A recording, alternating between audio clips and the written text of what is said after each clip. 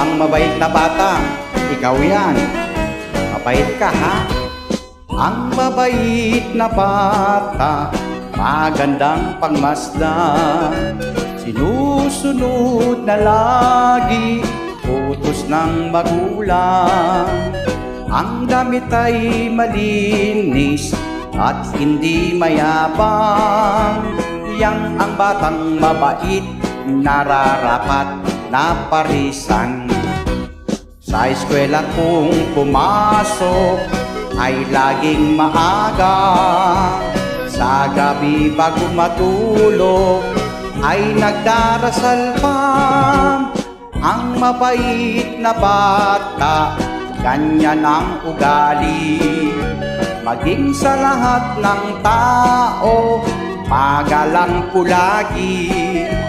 Ang aral ng magulang ay pinakikinggan, di naglalayas at hindi rin nang aaway. O wag ng cellphone pag kinukutusan ka, iiwanan mo yung cellphone.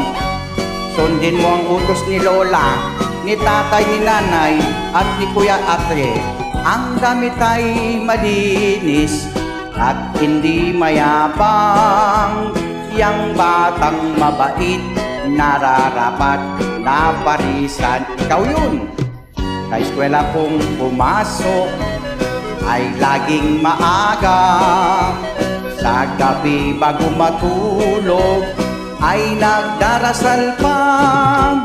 Ang mabait na bata, ganyan ang ugali, maging sa lahat ng tao ay magalang lagi po. Ang aral ng magulang ay pinakikinggan, hindi naglalayas at hindi rin nang aaway. Hindi sinungaling at wag mong gagawin yan.